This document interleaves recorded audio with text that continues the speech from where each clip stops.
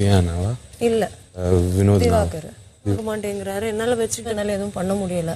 என்னால பண்ண முடியாது விக்ரம். பேசலன்னா அது சண்டே ஆயிடும். நண்பர்கள் அனைவருக்கும் வணக்கம். நேத்து நைட்டு என்னெல்லாம் நடந்தது அப்படின்றத பத்தி தான் இந்த வீடியோல நம்ம பார்க்க போறோம். ஆக்சுவலா பிக் பாஸை பொறுத்த வரைக்கும் சாண்ட்ராக்கு ஒரு சீக்ரெட் டாஸ்க் தந்திருப்பாரு. அந்த டாஸ்க் தரமுறம் சூப்பரா ஒரு ஐடியா பண்ணியிருப்பாரு. அது என்னன்னா, புதுசா வந்த வைல்டு கார்டு என்ட்ரிஸ் 4 பேர்கிட்டயும் பேச போறன்ற மாதிரி எல்லாரையும் உள்ள கூப்பிட்டுருப்பாரு. ஆனா சாண்ட்ரா கிட்ட மட்டும் இந்த சீக்ரெட் டாஸ்க்கை தந்திருப்பாரு. இதுவே சாதாரணமா சாண்ட்ராவை மட்டும் கூப்பிட்டு இருந்தாருன்னா சாண்ட்ரா கிட்ட ஏதோ சொல்லியிருக்காருனாவது மற்றவங்க யோசிப்பாங்க. அப்படி கூட யோசிக்க கூடாதுன்றதுக்காக 4 பேரையும் வர வச்சு பேசினாரு. அதுல சாண்ட்ரா கிட்ட சீக்ரெட் டாஸ்க் தந்தாரு. அந்த டாஸ்க்கை பத்தி கண்டிப்பா உங்களுக்கு தெரிஞ்சிருக்கும். அது என்னன்னு பாத்தீங்கன்னா, நீங்க ஏதாவது ஒரு குழப்பத்தை உண்டாக்கணும், சாமர்த்தியமா அந்த குழப்பத்தை உண்டாக்கி உங்க டீம்ல இருந்து, அதாவது உங்க டீம்ல இருந்துட்டு இல்ல, ஒரு டீம்ல இருந்து இன்னொரு டீமுக்கு நீங்க மாத்தி விடணும். இந்த மாதிரி நீங்க கரெக்டா பண்ணிட்டீங்கன்னா உங்களுக்கு நாமினேஷன் ஃப்ரீ பாஸ் கிடைக்கும். அதாவது நீங்க ஒருத்தரை ஹெல்ப்புக்கு சேர்த்துக்கலாம். உங்க 2 பேர்ல யாருக்காவது ஒருத்தருக்கு நாமினேஷன் ஃப்ரீ பாஸ் கிடைக்கும். வேற ஒருத்தருக்கும் நீங்க நாமினேஷன் ஃப்ரீ பண்ணலாம். அதாவது நீங்க நினைக்கிற ஒருத்தரையும் நாமினேஷன் ஃப்ரீ பண்ணலாம் அப்படின்ற மாதிரி ஒரு விஷயத்த சொன்னாரு. நீங்க கூட யாரையாவது சேர்த்துக்கலாம். நீங்க மட்டும் தனியா மற்றவங்களோட மைண்டை மாற்ற முடியாதுல்ல, நீங்க கூட ஒருத்தரை சேர்த்துக்கலாம் அப்படின்ற மாதிரி பிக் பாஸ் சொன்னாரு. இது பண்ணாம விட்டாலும் ஒரு பிரச்சனை இருக்கு. அதாவது இவங்க யாரையுமே வந்து அந்த இடம் மாத்தலன்னு வச்சுக்கோங்களேன், இவங்க ஸ்ட்ரெயிட்டா நாமினேஷனுக்கு வந்துருவாங்க. அந்த மாதிரி ஒரு பிரச்சனை இருக்குன்ற மாதிரி பிக் பாஸ் சொன்னாரு. இவங்களுமே சரின்ற மாதிரிலாம் ஏத்துக்கிட்டாங்க. ஸோ இவங்க வந்தோடனே ஹஸ்பண்டை சூஸ் பண்ணிட்டாங்க. பிரஜின் கூட தான் இந்த ஐடியாவை பத்தி டிஸ்கஸ் பண்றாங்க. மற்றவங்களுக்கும் தெரியக்கூடாது. இவங்க 2 பேர் பேசிக்கிறது தான் மற்றவங்க பார்த்துட்டாலும் பிரச்சனை.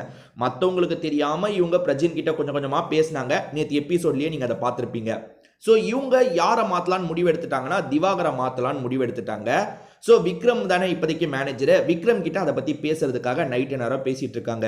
உண்மையிலேயே விக்ரமை பாராட்டணுங்க. ஏன்னா விக்ரமை பொறுத்த வரைக்கும் விக்ரம் மேனேஜராக மாறினதுக்கப்புறம் கொஞ்சம் சிச்சுவேஷன் கண்ட்ரோல்குள்ளே வந்திருக்கு. நீங்கள் பாருங்க, விக்ரம் மேனேஜராக மாறினதுக்கப்புறம் சிச்சுவேஷனை ஓரளவுக்கு ஹேண்டில் பண்ணிட்டாரு. ஏன்னா எல்லார்கிட்டையும் பொறுமையாக பேசுறாரு, எல்லார்கிட்டையும் ரொம்ப தன்மையாக நடந்துக்கிறாரு, கரெக்டாக ஹேண்டில் பண்ணுறாருன்னு சொல்லலாம்.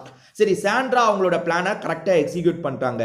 அதாவது எப்படின்னா, நம்ம பிரஜின் கூட சேர்ந்து சொன்னால் எந்த அளவுக்கு அதை நம்புவாங்கன்னு தெரியாது. ஏன்னா பிரஜின் வேற டீமு, நம்ம வேற டீமு, அதனால அது வேலைக்கு ஆகாது. நம்மளே விக்ரம் கிட்ட பேசலான்ற மாதிரி நைட்டு நேரம் பேச ஆரம்பிக்கிறாங்க. என்ன சொல்றாங்கன்னா, எனக்கு என் டீம்ல இருந்து ஒருத்தரை மாத்தணும்னு சொல்றாங்க. விக்ரம் முதல்ல என்ன கேட்கிறாருன்னா, வியானாவை மாத்தணுமான்னு கேட்கிறாரு. வியானா இல்லைன்றாங்க.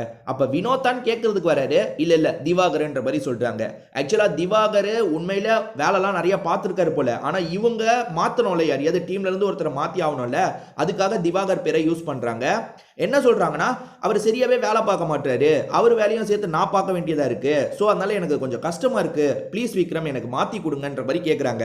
ஆல்மோஸ்ட் விக்ரம் அதை ஏத்துக்கிட்டாருங்க. இவங்க இந்த விஷயத்த சொன்னதுக்கே ஏத்துக்கிட்டாரு. பெருசா வந்து சரி ஏன் எதுக்குன்னு அதுக்கப்புறம் தான் கேட்குறாரு. முதல்லயே மாத்தி தரேன்னு சொல்லிட்டாரு. அதுக்கப்புறம் தான் கொஞ்சம் கொஞ்சமா என்ன விஷயம்ன்ற மாதிரிலாம் கேட்குறாரு.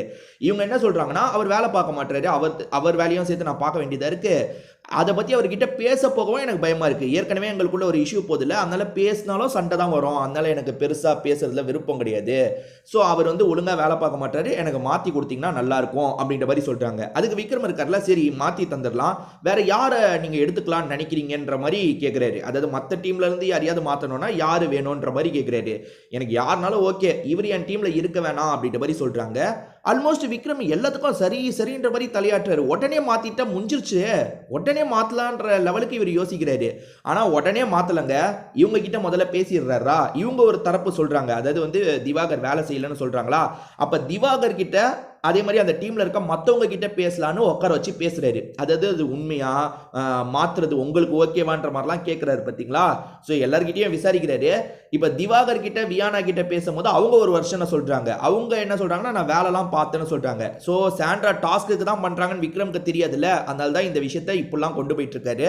இதை பத்தி நீங்க என்ன நினைக்கிறீங்கன்றதை சொல்லுங்க.